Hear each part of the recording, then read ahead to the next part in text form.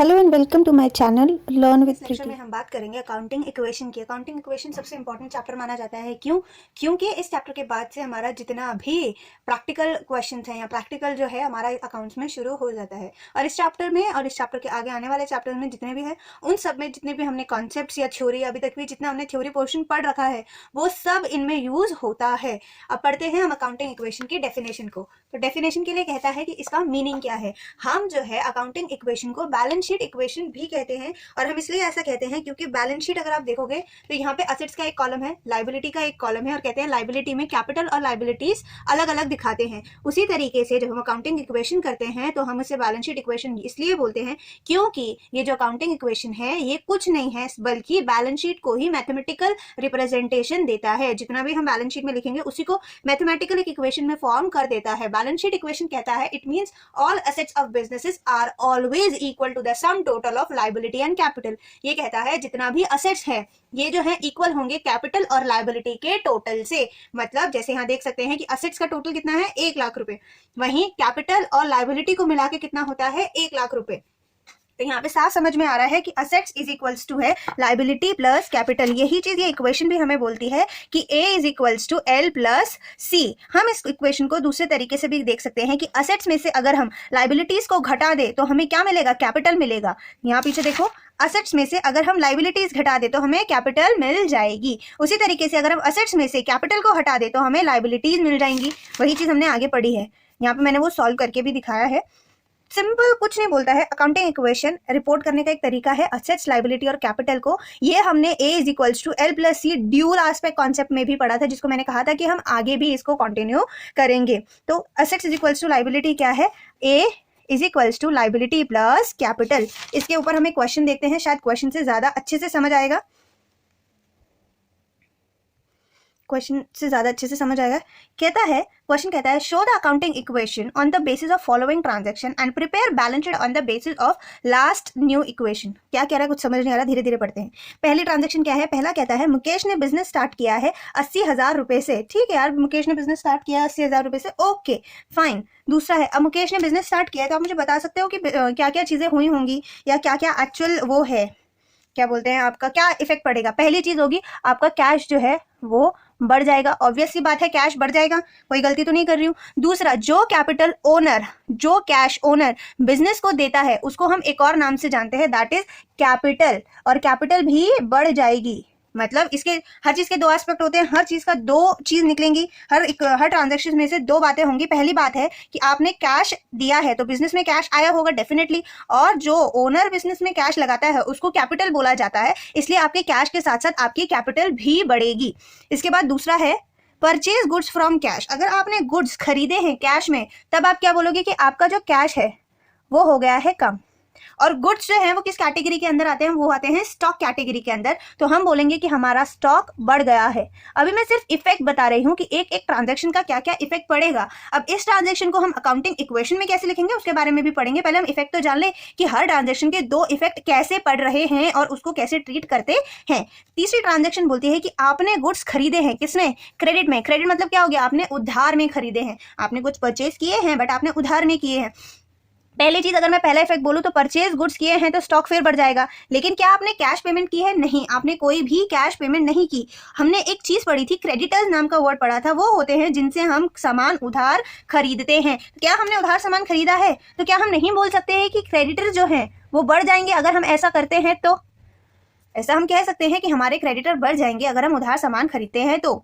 वहीं अगर चौथी इलस्ट्रेशन देखें, वो कहती है कि आपने कुछ जो है फर्नीचर जो है कैश में परचेज किया है तो आपका कैश फिर कम हो जाएगा, और फर्नीचर नाम की जो असेट है कम हो जाएगा, और फर्नीचर नाम की जो असेट है वो आपके बिजनेस में आ जाएगी, फर्नीचर बढ़ जाएगा। अभी हम सिर्फ बढ़ना और घटना देख रहे हैं, इसको अकाउंटिंग क्वेश्चन में कैसे देखेंगे वो आगे बात करेंगे। उसके बाद आता है कि आपने रेंट की पेमेंट की है, तो पेमेंट की है तो भाई कैश कम होगा, इसमें कोई दिक्कत नहीं है। लेकिन रेंट क्या है, आपका एक खर्चा है, आप रेंट नाम का एक खर्चा करते हो।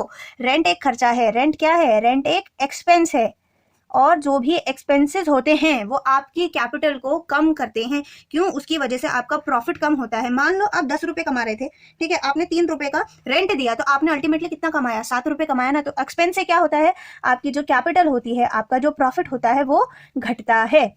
फोर्थ, फिफ्थ, सिक्स चीज है आपकी रिसीव्ड कमीशन।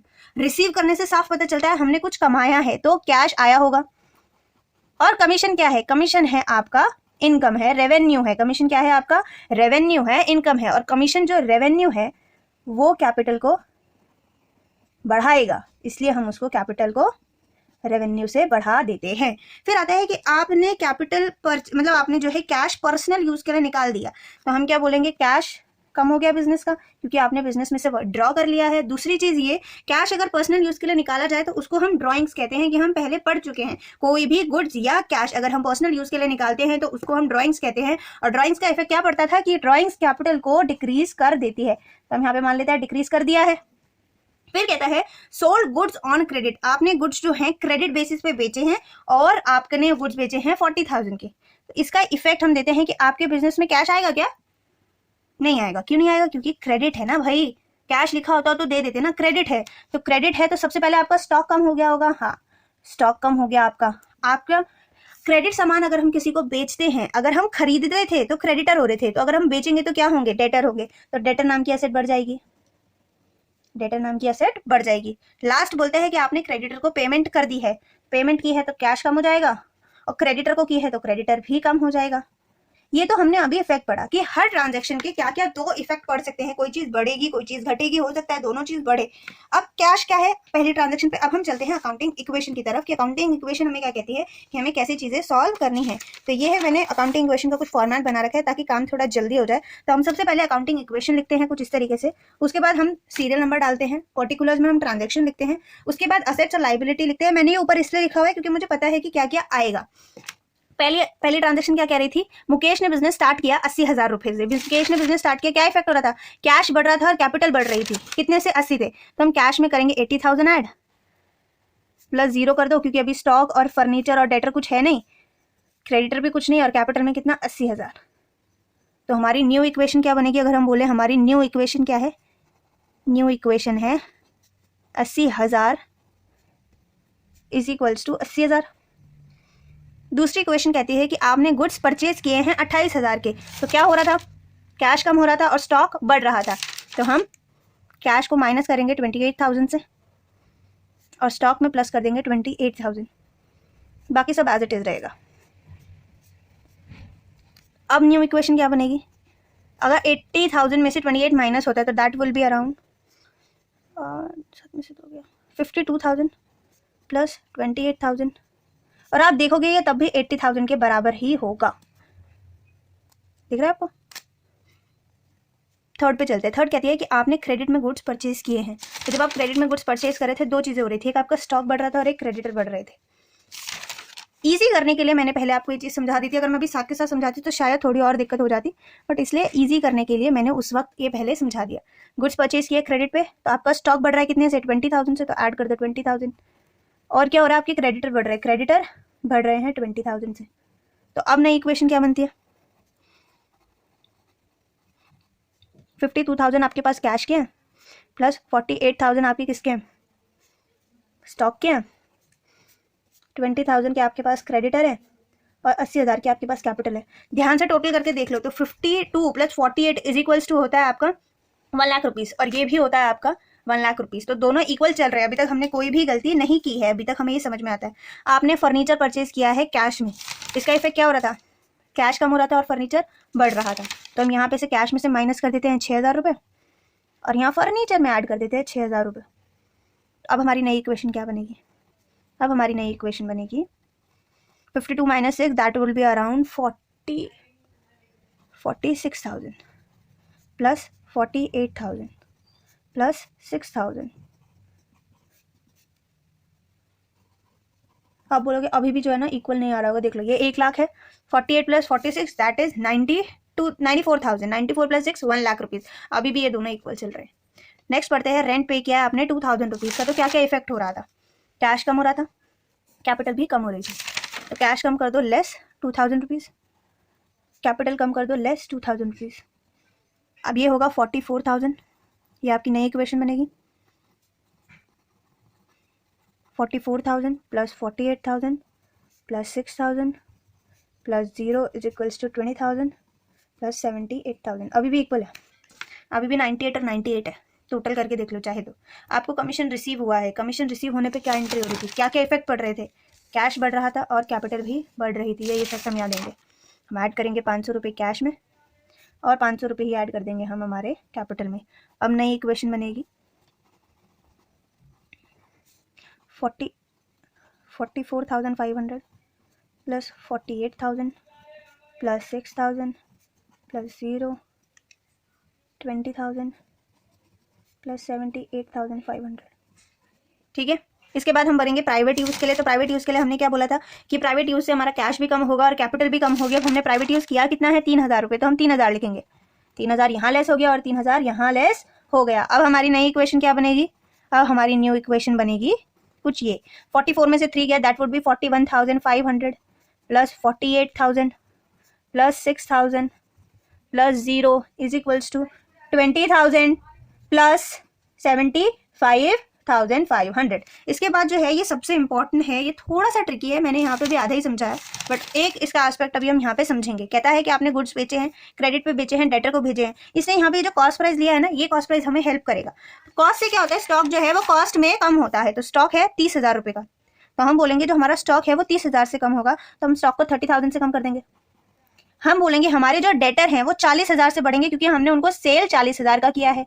आप बोलोगे, आप ध्यान से देखोगे ना तो ये 30 है, ये 40 ऐड हो रहा है, मतलब आपने 10 ज्यादा ऐड कर दिए हैं। अब इस 10 ज्यादा को कैसे एडजस्ट करेंगे, तो सेल और प्रॉफिट के बीच का जो डिफरेंस होता है, सेल माइनस कॉस्ट प्राइस हमेशा इक्वल होता है प्रॉफिट के। और प्रॉफिट क्या करता है, प्रॉफिट जो है वो कैपिटल को बढ़ाता है। तो हम यहाँ पे जो ये डिफरेंस है दैट इज 10,000 रुपीज। इस 10,000 रुपीज को हम कहाँ ले लेंगे, हम कैपिटल में ऐड कर लेंगे। तो हमारी न्यू इक्वेशन जो है अगर अब हम देखें तो हमारी न्यू इक्वेशन क्या बनेगी, ये समझ में आ गया ना सबको कि मैंने ये 10,000 एक्स्ट्रा के लिए, मैं बोल रही हूँ कि 30,000 का तो मेरे पास माल था जो मैंने 30,000 का खरीदा था, मैंने उस माल को 40,000 में बेच दिया, तो मैंने अल्टीमेटली 40,000 का प्रॉफिट कमाया, 10,000 का प्रॉफिट कमाया। और वो 10,000 का प्रॉफिट मैंने किसमें ऐड कर दिया, कैपिटल में, क्योंकि प्रॉफिट जो है वो कैपिटल को बढ़ाता है। तो अब हमारी नई इक्वेशन होगी कि हमारे पास कैश है 45,500 का, हमारे पास अब जो है स्टॉक बच गया है 18,000 रुपये का, हमारे पास 6,000 रुपये का फर्नीचर है, 40,000 रुपीज़ के डेटर्स हैं और 20,000 रुपये के क्रेडिटर हैं, और हमारे पास जो कैपिटल है वो अब बढ़ के हो गई है 85,500। अब ये लास्ट है कि आपने पेमेंट की है, पेमेंट के बाद हम क्या कर रहे थे, कैश कम हो रहा था, क्रेडिटर कम हो रहे थे, तो हम यहाँ पे भी यही करेंगे, हम कैश कम कर देंगे 15,000 रुपये से और हम क्रेडिटर भी कम कर देंगे 15,000 रुपये से। तो अब हमारी जो नई इक्वेशन है वो क्या है, अब हमारी नई इक्वेशन है क्या, 5 के 6, 26,500 plus 18,000 plus 6,000 plus 40,000 is equals to 5,000 plus 85,500। 90,500 होना चाहिए, 90,500 टोटल ये है। इसको भी देखते हैं। सो 26 प्लस 18 इज 8, 6, 14, 26,500, 18,000, 6,000, 40,000, 6, 6, 12, 2, 2, 4, 5, 6, 7, 90,500। तो ये दोनों इक्वल हो जाते हैं। इस क्वेश्चन में उसने ये तो बोला था कि आप हमें अकाउंटिंग इक्वेशन बना के, इस तरीके से अकाउंटिंग इक्वेशन होती है, हर ट्रांजैक्शन के बाद आप एक नई इक्वेशन बनाते हो कि हर ट्रांजैक्शन के इफेक्ट के बाद आपके पास आपकी कितनी असेट्स बची और कितनी लाइबिलिटी। और आपने देखा होगा कि मैंने प्रॉपर एक पर्टिकुलर सेक्शन बना दिया था, ये असेट्स है, ये लाइबिलिटी हो गई और ये कैपिटल हो गया। तो हम इस तरीके से अकाउंटिंग इक्वेशन को करेंगे। किसी को कुछ भी डाउट हो तो मुझसे ऐसे तो नहीं, बट हाँ कमेंट्स में या टेलीग्राम पे पूछ सकते हैं। नेक्स्ट चलते हैं बैलेंस शीट की तरफ। अब हम देखेंगे बैलेंस शीट मैंने पहले भी बना के रखी थी। बैलेंस शीट क्या थी कि आपने असेट्स कहाँ पे लिखनी है, लाइबिलिटी कितनी है वो यहाँ पे लिखनी है, और उनका टोटल मैच करना चाहिए। आपकी बैलेंस शीट हमेशा मैच करेगी। तो मेरे पास एसेट्स के नाम पे एक कैश है, तो मैं असेट्स के कॉलम में लिख देती हूँ कि मेरे पास कैश है। असेट के नाम पे मेरे पास क्या है, स्टॉक है। असेट के नाम पे मेरे पास है फर्नीचर है।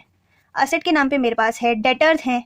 अब इनके मैं अमाउंट लिख लेती हूँ, और ये अमाउंट कौन से अमाउंट होंगे, जो ये लास्ट इक्वेशन में आए हैं ना, यही अमाउंट हम लिखेंगे। तो कैश का लिख लेती हूँ मैं 26,500, इसका स्टॉक का लिख लेती हूँ मैं 18,000, फर्नीचर का लिख लेती हूँ 6,000 और डेटर का लिख लेती हूँ 40,000। इसी तरीके से जब हम लाइबिलिटी बनाएंगे तो सबसे पहले हम कैपिटल हेड लिखेंगे। कैपिटल हमारे पास कितनी है, हमारे पास कैपिटल है 85,500, ये लिखने के बाद हम लाइबिलिटीज का तो लिखेंगे, लाइबिलिटीज का नाम क्या है, क्रेडिटर है, तो हम यहाँ पे क्रेडिटर लिख लेंगे कि हमारे पास जो क्रेडिटर हैं वो कितने के हैं, वो हैं 5000 रुपीज़ के। और मैजिकली देखो आपका ये जो है ये दोनों चीज़ें मैच कर जाएंगी, that it would be 90,500 and 90,500। तो अगर आपको ये चेक करना है कि आपने कोई भी इक्वेशन या भी कोई भी क्वेश्चन सही से सॉल्व किया है या नहीं, तो it will let you know. अगर आपके ये दोनों चीजें मैच नहीं हो रहा है ना, मतलब आपने कोई ना कोई क्वेश्चन में कोई ना कोई एक जगह पे गलती की है। और अकाउंटिंग इक्वेशन में क्या होता है, आपको हर एंड पे पता चल जाता है, हर नई इक्वेशन सॉल्व करके देखोगे वो आपको इक्वल ही अमाउंट बताएगी। और अगर वो ऐसा नहीं बता रही है तो मतलब आपने कुछ ना कुछ गड़बड़ जरूर की है। मैं हर पॉइंट ऑफ टाइम पे इक्वेट करके चल सकती हूँ, उनको इक्वल देख सकती हूँ कि क्या ये इक्वल आए हैं या नहीं आए हैं। अभी हमने इक्वेशन का एक ही क्वेश्चन किया है, हमने क्या करा है, हमने सिर्फ आज ये पढ़ा है कि बैलेंस शीट इक्वेशन या अकाउंटिंग इक्वेशन क्या होती है। उसके लिए हमने ये 2-4 फॉर्मूले पढ़े हैं, A is equals to L plus C और A minus L is equals to C होता है और A minus C is equals to L होता है। उसके बाद हमने सिर्फ एक क्वेश्चन जो है वो यहाँ पे सॉल्व किया है, क्वेश्चन सॉल्व कर लिया, उसका हमने प्रॉपर सोल्यूशन कर लिया, उसके बाद हमने उसकी बैलेंस शीट बना ली। अब नेक्स्ट क्लास में हम और भी इसी तरीके के 2-4 क्वेश्चन सॉल्व करेंगे ताकि हमें ये चैप्टर और अच्छे से समझ आ जाए। Thank you for watching my video. Please subscribe and press the bell icon. Also hit the like button if you like the video.